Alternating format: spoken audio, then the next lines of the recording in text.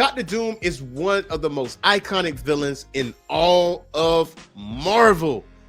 But is he truly a villain this time around? I gotta be talking about One World Under Doom. Yo, what are we waiting on? Roll that intro, cuz. Yeah.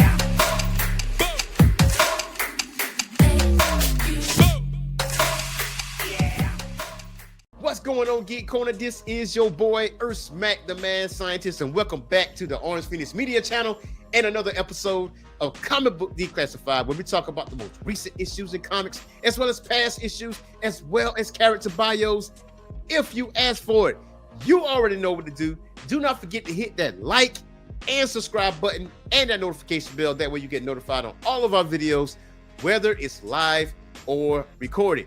Now, if you want to support our digital bi-monthly magazine, the link is in the description below to our Patreon. And also, you get access to our videos before it even airs on YouTube. And if you want some hot apparel, the link is also in the description below because we are an affiliate of TeePublic. Now we got that all out the way. We are talking about One World Under Doom. So, at One World Under Doom, Chapter 1, The Exercise of Power, is written by Ryan North. Artist is R.B. Silva. David Curiel is the color artist. VCs is Travis Lanham, the letterer. Ben Harvey is the cover artist. So now, before we get into One World Under Doom, we got to back up a little bit because we know that Dr. Doom is now the Sorcerer Supreme because there was a very questionable, very idiotic, very much dumb decision to give him the mantle of Sorcerer Supreme temporarily. You must be some kind of a dumbass. And that was Doctor Strange. Everybody knows the Sorcerer Supreme is Doctor Strange. He gave that mantle to Dr. Doom so he can get help in defeating Varney. They defeat Varney, but Dr. Doom was like, I kind of like this role of being Sorcerer Supreme, so I'm not going to give it back. I'm leaving here with something. You know what I mean? I'm from around the way. I'm leaving with something. You know what I'm saying? I'm going to leave here with something. You know what I mean?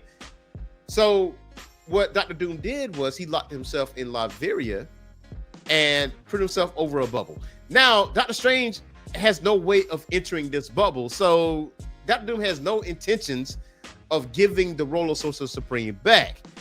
But on the surface, which leads us to One World Under Doom, maybe that's not such a bad idea because in this issue, he's actually doing some things right.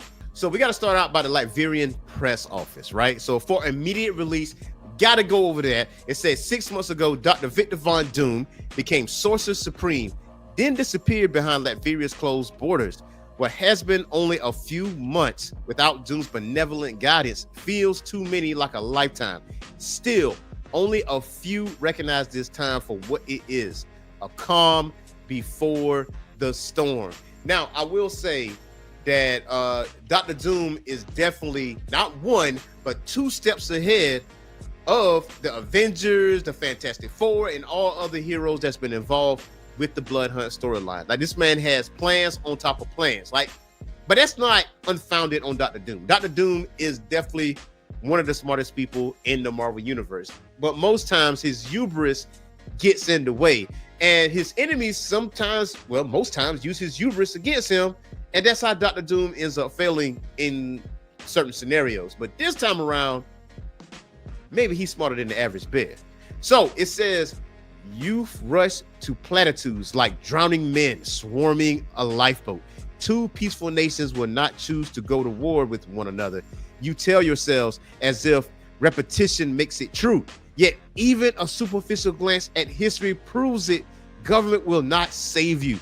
But no 2 countries colonized by the same fast food franchises have ever attacked each other.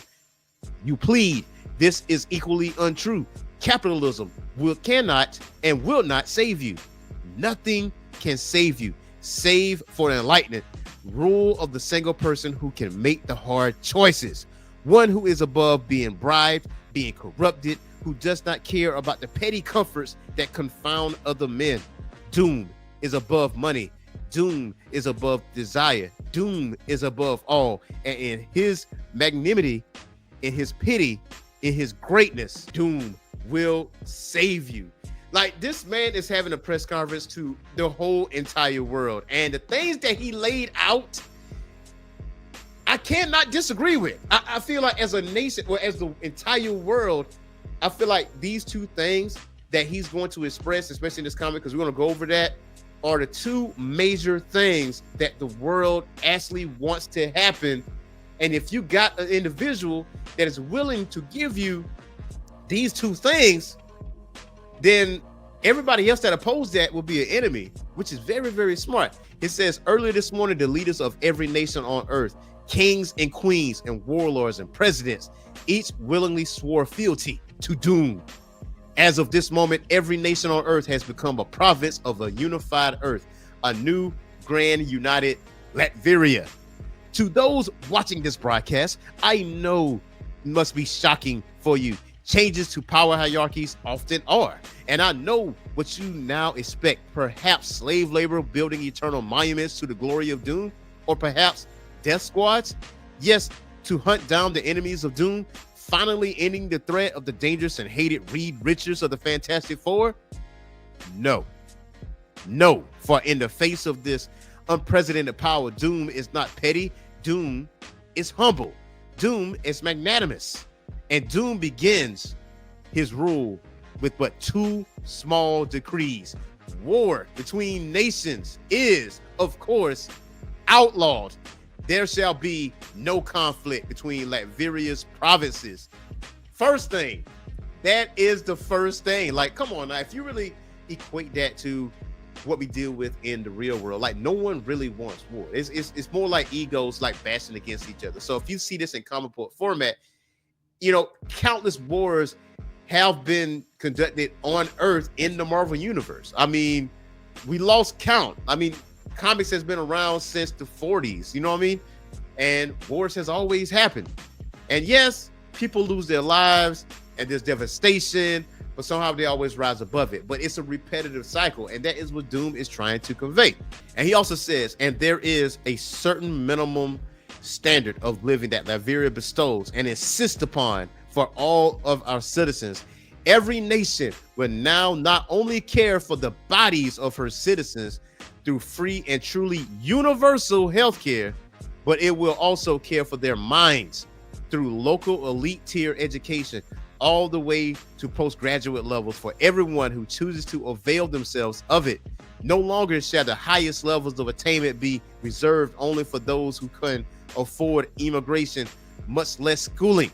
These ideas, these easy, inarguable wins for civilization are not new. They are expensive, yes, and complex, yes, but they were never impossible. They have simply been left on the table through greed, through moral cowardice, and Doom suffers from neither affliction. Now, I did say 2 earlier, but really it's 3. So you get the highest tier of education, you get universal healthcare throughout the entire world, not just a nation, but the entire world. And also, you have no more conflicts, you have no more wars. Oh my God! Wow! How can you argue with that? Obviously, the main argument is it is Dr. Doom after all. Like, what is the ulterior motive behind what Dr. Doom has planned? Because on the surface, everything looks peachy, but for the individuals that have fought Doom on countless occasions, don't really trust him that much. In the Baxter building, the Avengers, the Fantastic Four, and whether other heroes, they're not exactly too peachy about that. I mean, one of which saying Spider-Man, he says, so with all those heads of states just going along with this, what are we thinking? Mind control replaced by Doom bots? Some secret and especially Dr. Doomy third option? And Dr. Strange chimes in and says, listen, there must be a reason Doom attempted this now after having stolen the mantle of Sorcerer Supreme from me. It must be magic. Now, listen, with the Avengers and the Fantastic Four and all the rest of the heroes that's not affiliated with either team, they have a commonality. Dr. Doom has always been cunning. Dr. Doom has always been smart. Dr. Doom always has a plan, but always they figure out a way to beat Dr. Doom. But this is only part 1 of 9. So they travel to Latveria. But before that, though, Baron Zemo, we talking about the leader of Hydra. Baron Zemo says, listen, I'm taking orders from nobody. You know what I'm saying? I'm going to find Dr. Doom myself. I'm going to take this man out. And you know what? Maybe I'm going to take a piece of the pie for myself. And he says, we will end this ridiculous charade once and for all. Hydra, move out. All the while, Black Widow is literally watching them, attack this place. But then you go over to the next few panels and you see Baron Zemo says, listen, you know what? I was tripping. Hello again, Earth. Baron Zemo here to announce that I was in fact mistaken. That is my bad. Doom is doing what's best for the world, and Hydra is going to join him. And there is a better way. And Doom has found it. Now, Dr. Doom is using Hydra to build houses, to build separate buildings, certain shelters, and everything else. Hydra, Yahtzee Hydra is going to build homes and shelters for people in various nations. They are turning over a new leaf. Doom has turned one of the most hated groups, if not the most hated group in the entire world, into a helpful hand. Again, that is a hard thing to argue against when it comes to the public eye. Now, mind you, this is somewhat synonymous with Amanda Waller. Now, with Amanda Waller and Absolute Power, it took it to a little bit more of an extreme. Like, she was imprisoning superheroes and she was taking powers and she was manipulating the media to basically put out what her thought process is about metahumans. But in Marvel, they take a slightly different turn. He's not imprisoning the heroes. He's not taking away their powers. He's not punishing them. He doesn't have any ulterior motives on the surface against these heroes. The only thing it seems that Doom wants to do is heal the world. So what does the Avengers and the Fantastic Four and other heroes decide to do? They decide to split up and they decide to go on the attack. They're like, listen, we're just going to end this thing once and for all before things get all crazy.